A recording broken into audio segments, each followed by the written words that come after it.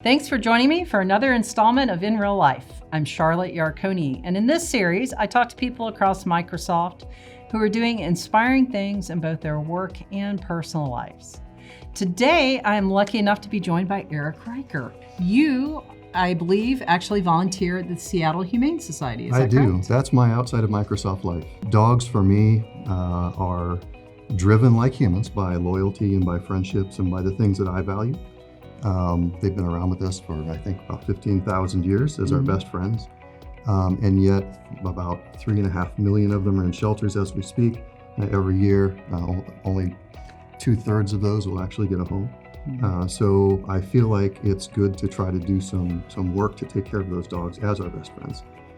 So that's why I'm passionate about it. So the most touching and the most difficult and challenging experiences have to do with fostering dogs. So I wanted to tell you the story about Ice. Okay. Ice is a beautiful albino husky of about 60 pounds who ran away 10 different times from his owner's home. His owner kept him in the backyard. He's about 2 years old and just he lived there on his own, ignored him. And so Ice, being a smart dog, figured out how to get out of the yard multiple times. Came to Seattle Humane. They do a behavioral assessment. They do the spaying and neutering and the shots and all of that. And as part of the behavioral assessment, they realized that he's not super well socialized with humans. Surprise, right? He was thrown in the backyard. So he was a candidate to be fostered. And so we decided, myself and my partner, to foster him, which is a very emotionally challenging thing to do because at some point you have to give him up, right? Right. And we taught him. We taught him how to interact with humans and how to do fetch and sit and play and how to not lunge when you take him for a walk. Beautiful personality. He's got kind of these cross-eyed blue eyes. Fed him snackies all the time, and it was just a beautiful experience.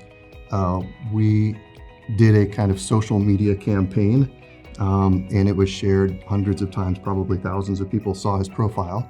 And sure enough, someone did come and adopt him. We had several candidates, and we did the introduction, and it was a person from Microsoft. Thank you, Jessica, if you watch this. And I'm just so happy that he got a great life. But it's heartbreaking to have to let him go.